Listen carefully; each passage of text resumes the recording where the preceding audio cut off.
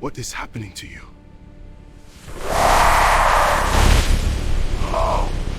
Get away! Long ago, in a quiet African village surrounded by endless hills and thick forest, there lived a hunter named Jabari. Jabari was known as the bravest hunter in the village. He feared neither lion nor leopard. Every morning before sunrise, he disappeared into the forest with his bow, his spear, and his old hunting dog, Kito. But there was one place even Jabari never entered: the forbidden forest. The elders said evil spirits lived there. Strange lights danced between the trees at night. People who entered never returned. At the edge of the village stood a wooden sign covered in old symbols. Do not enter after sunset. One evening, Jabari returned from hunting with an empty basket. There had been no animals all day, and the sky was already growing dark. As he walked home, he suddenly heard something. A baby crying. Soft at first, then louder. Wah! Wah! Jabari stopped. The sound was coming from the forbidden forest. He looked around. The path behind him was empty. Again the cry echoed through the trees. Wah! No baby would be alone in there, Jabari whispered. Kito growled and backed away. The hunter's heart pounded.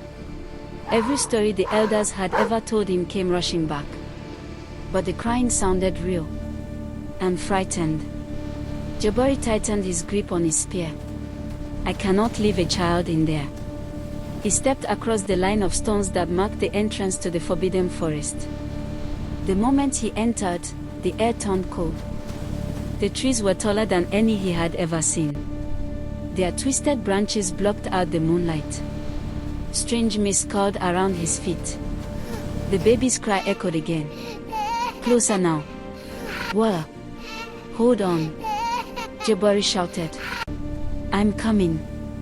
He pushed deeper into the forest. Soon he noticed something strange. The deeper he went, the quieter the forest became. No birds. No insects. No wind. Only the sound of the crying baby. Then suddenly, he saw a cradle. An old wooden cradle sat alone in the middle of a clearing beneath a giant tree. Inside was a baby wrapped in white cloth. The child could not have been more than a few months old. Jabari rushed forward. But just as he reached for the baby, Kito backed wildly. The ground beneath the cradle began to shake. The giant tree behind it split open. And from inside the tree came a terrifying woman with long black hair, glowing red eyes, and claws like knives. Her voice echoed through the forest. You should not have come here. Jabari stumbled backwards, pulling the baby into his arms. Who are you? He shouted. The creature smiled. For many years, I have fed on the souls of foolish men. I cry like a baby. They come to save it. And they never leave. Jabari realized the terrible truth. The baby was bait. The creature moved towards him slowly. But you, she whispered, you will feed me for many days. Kito leapt at the spirit, backing and snapping. The creature threw the dog aside with one hand. Kito! Jabari cried. The spirit lunged. Jabari barely rolled out of the way. Her claws struck the ground, leaving deep marks in the earth. He grabbed his spear and threw it. But it passed straight through her. The spirit laughed. You cannot kill what is already dead. The baby suddenly stopped crying. Jabari looked down. The child in his arms was staring at him. Then the baby smiled. Its eyes slowly turned red. Jabari dropped it in horror. The child began to change. Its tiny hands became claws. Its mouth stretched into a terrible grin. Now there were two of them. The hunter turned and ran. Branches whipped across his face as he raced through the forest. Behind him, he heard laughter. Not human laughter. Something darker. The spirit woman floated through the trees behind him while the creature child crawled across the ground faster than any animal. "Run, hunter," the spirit screamed. "Run!" Jabari burst into another clearing and suddenly stopped.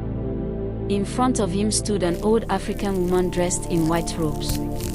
She held a carved staff glowing with blue light. "Do not fear," she said calmly. The spirit woman hissed. "You!" The old woman struck her staff against the ground. Blue fire spread across the clearing. The spirit screamed as she tried to cross it. "She cannot pass," the old woman said. "Who are you?" Jabari asked, breathless. "I am the guardian of this forest," she replied.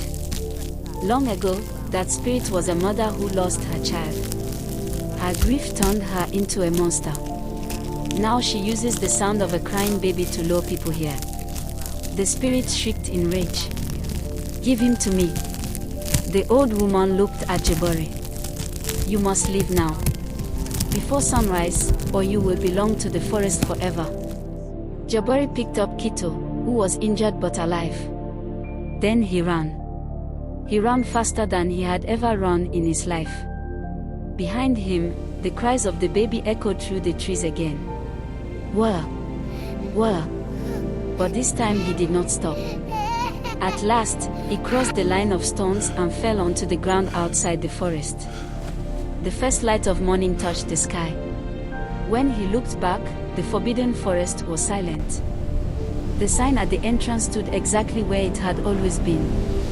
"Do not enter after sunset." Jabari never hunted near that forest again. Years later, he became an old man. And whenever children asked him why nobody entered the forbidden forest, he would look into the distance and say, "Because sometimes, not every cry is meant to be answered."